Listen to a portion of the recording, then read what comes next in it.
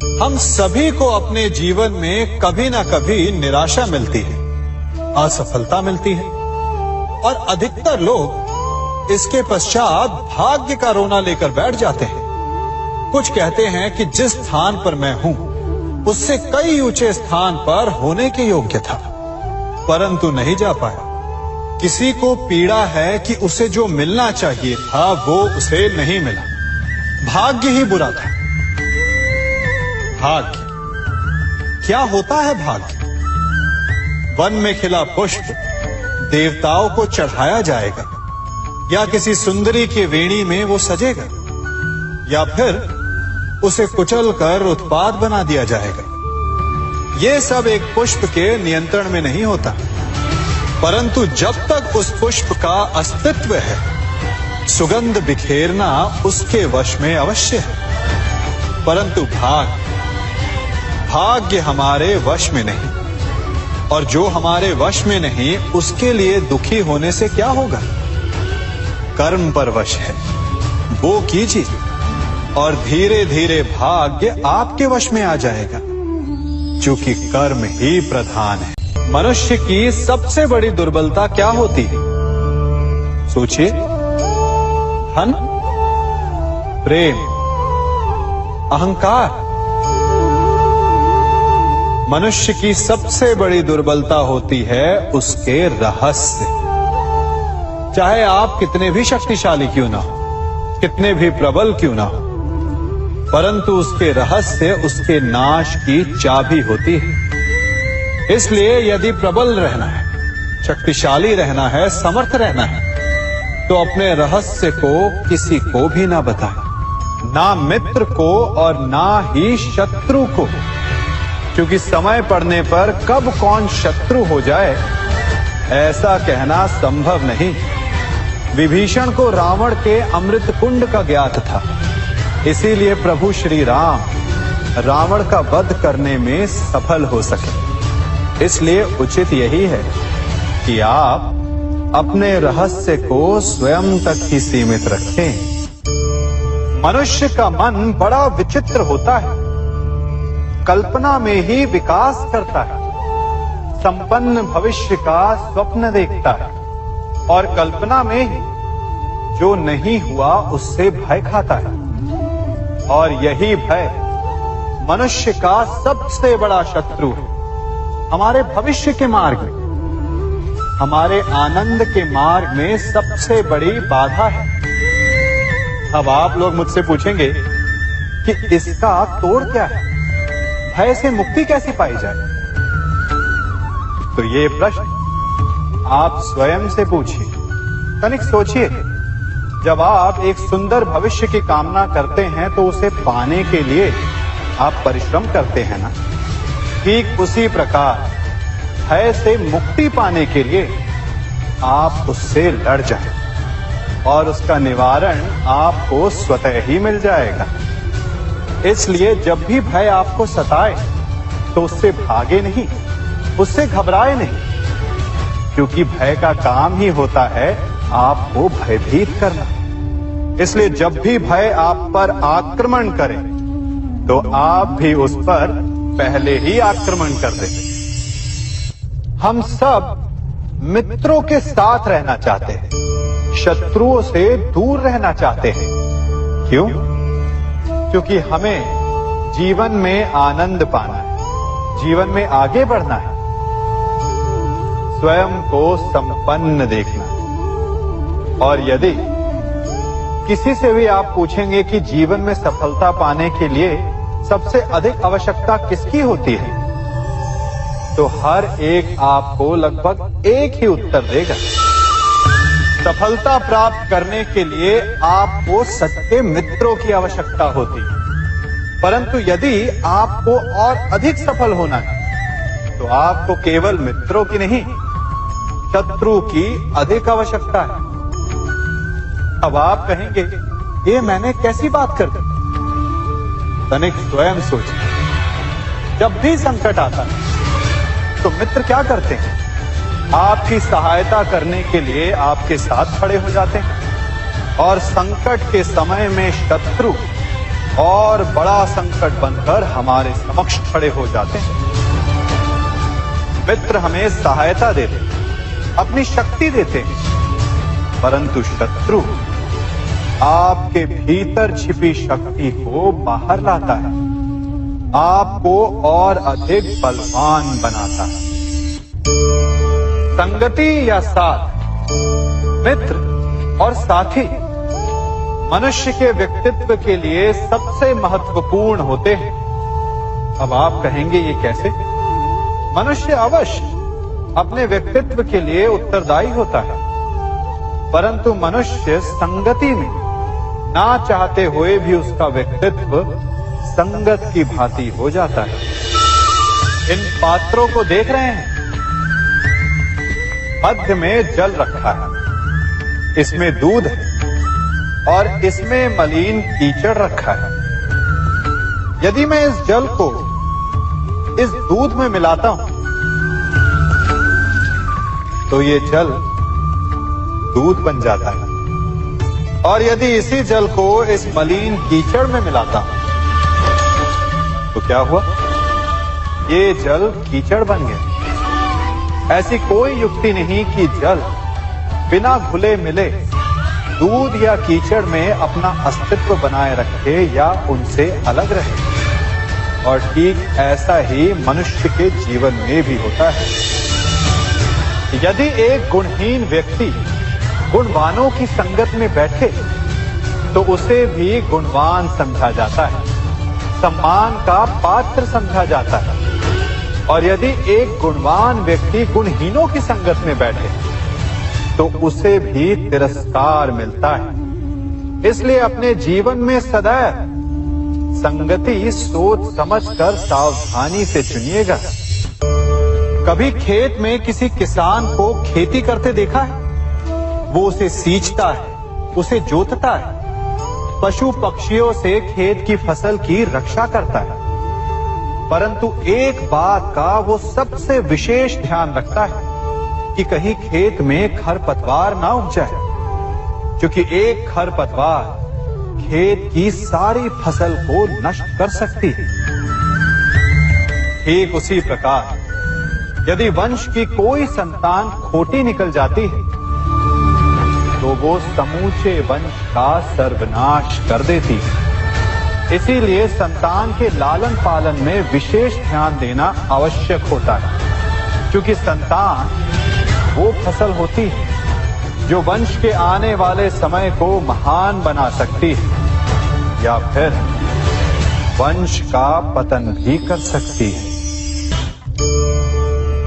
मनुष्य भी बड़ा विचित्र प्राणी है। अपनों से नीचे के स्तर के लोगों को वो हे दृष्टि से देखता है, उनका उपहास उड़ाता है, उनसे बार बार कहता है कि तुम्हारा कुछ नहीं हो सकता, तुम भविष्य में कुछ नहीं कर पाओगे। जब मनुष्य के पास धन संपत्ति मान होता है तो वो दूसरों का आदर नहीं करता, परंतु वो एक बात भूल जाता है कि उससे भी अधिक शक्तिशाली कोई अस्तित्व में है, और वो है समय। काल काल अपना चक्र कब बदलेगा ये कोई नहीं जानता। समय अपनी करवट कब लेगा ये कोई नहीं जानता। कोयला भी समय के साथ साथ हीरे में परिवर्तित हो जाता है। इसलिए जीवन में कभी भी किसी का भी उपहास नहीं उड़ाना चाहिए।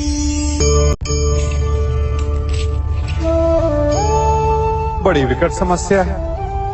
मुझे स्मरण ही नहीं हो रहा कि इस गुच्छे की कौन सी चाबी इस ताले को खोलेगी। बड़ी देर से प्रयास कर रहा हूं, परंतु ये ताला खुल ही नहीं रहा।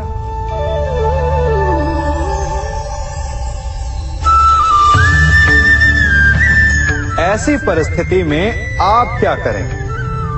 अधिकतर लोग ऐसी परिस्थिति में अपनी आशा खो बैठते हैं। उन्हें लगता है कि चाबी खो गई। वो तिलमिला जाते हैं, क्रोधित हो उठते हैं, परंतु उस समय धैर्य रखें तो गुच्छे की अंतिम चाबी ताला खोल सकती है। कुल्हाड़ी का अंतिम प्रहार वृक्ष को काट के गिरा देता है, परंतु क्या सत्य में कुल्हाड़ी का अंतिम प्रहार वृक्ष को काट के गिरा देता है? आपको आपका लक्ष्य दिला देता है? नहीं, आपका निरंतर प्रयत्न ही आपको सफलता दिलाता है। जब आपका मन निराश है तो अपने कार्य में दुगनी उत्साह से जुट जाइए, क्योंकि अनावरत बहता जल ही कठोर चट्टान को काट सकता है। सफलता का मूल है परिश्रम, प्रयास और आशा। मनुष्य का जीवन ऋतुओं के समान होता है। आज ग्रीष्म तो कल वर्षा, परसों शीत।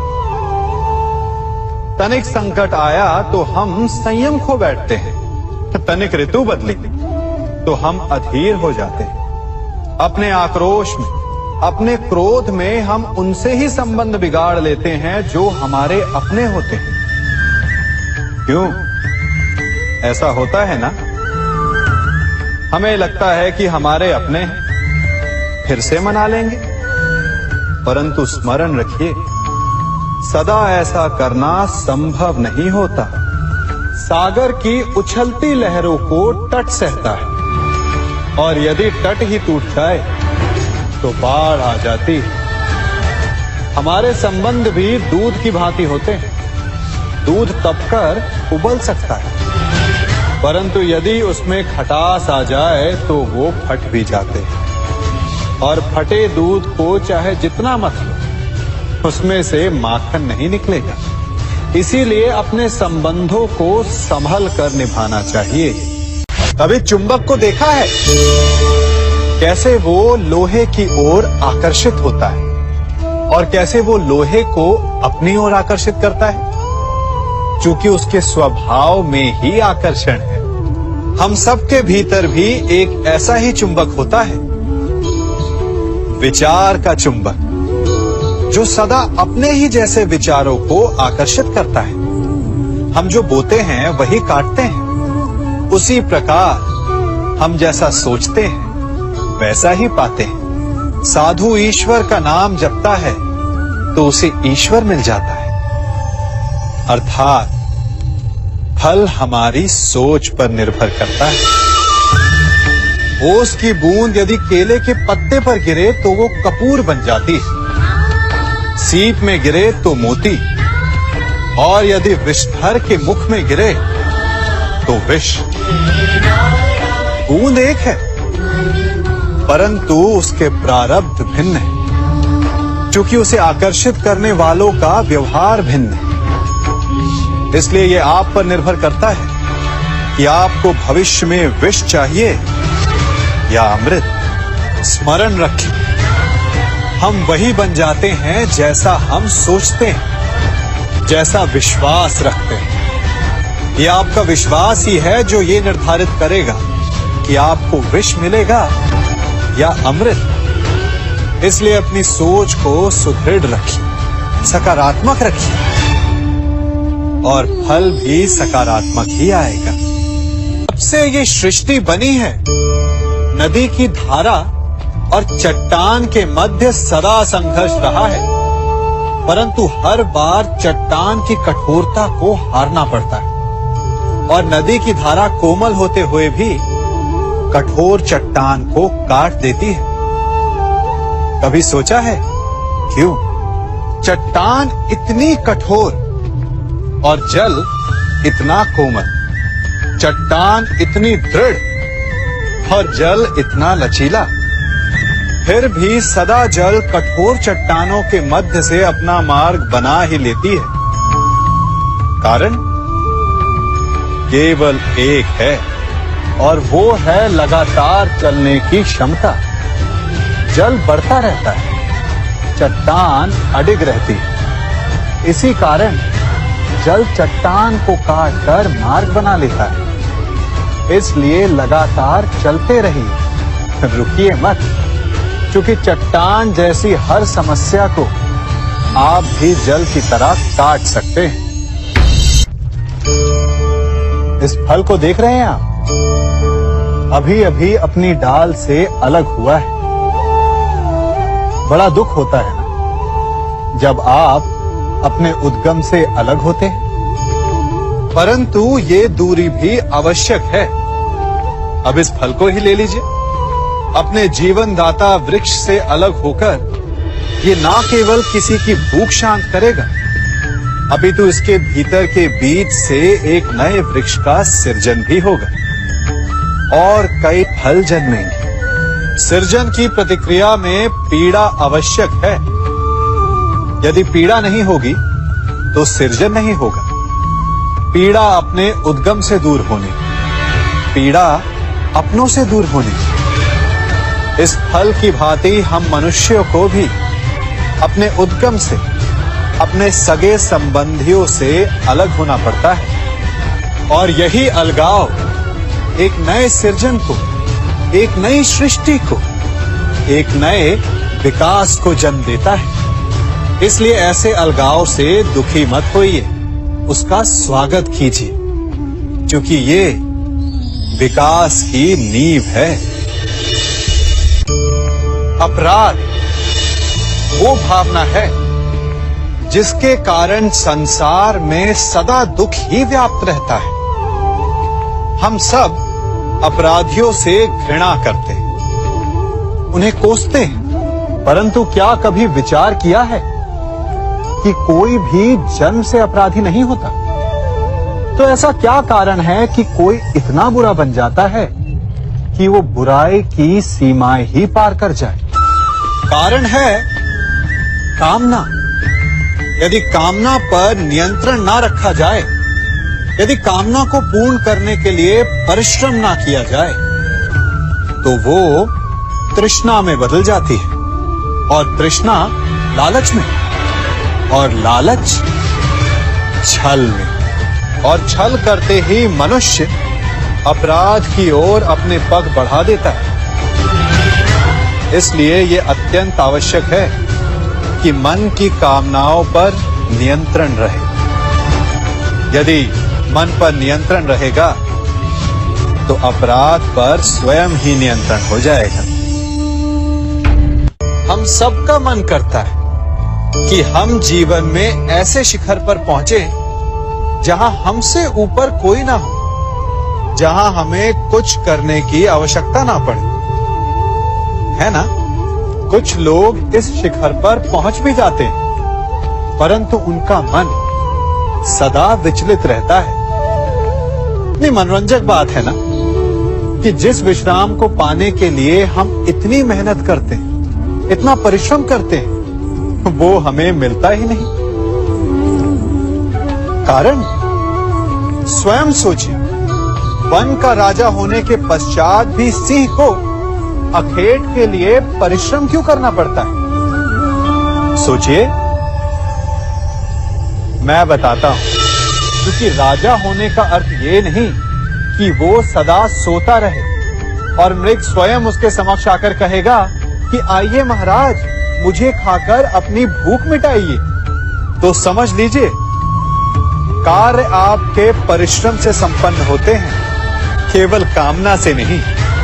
यदि आप नीचे हैं तो सदा स्मरण रखें कि आपका परिश्रम ही आपको ऊंचाइयों पर ले जाएगा, और यदि आप ऊंचाई पर हैं तो वहां पर भी रहने के लिए आपको निरंतर परिश्रम करते रहना होगा।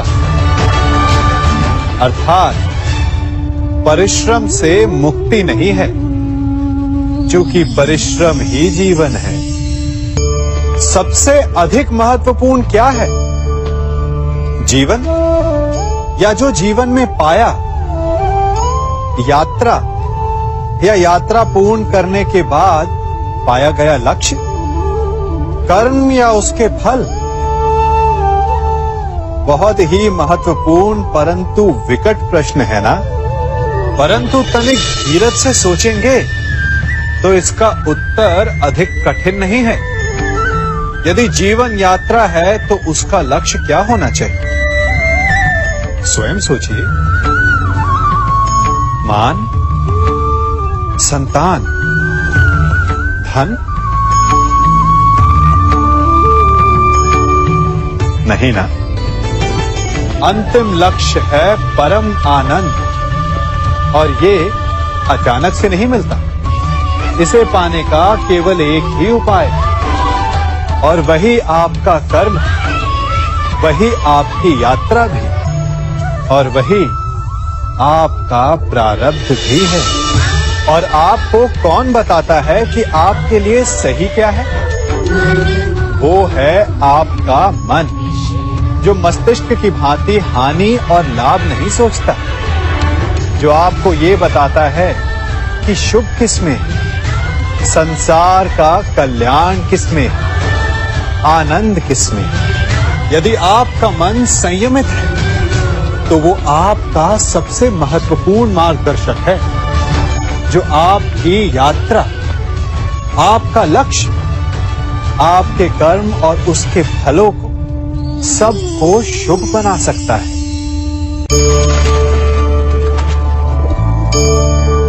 इन पक्षियों को देख रहे हैं आप? इनका उड़ना वायु में इतना संतुलन मुक्त कर देता है ना?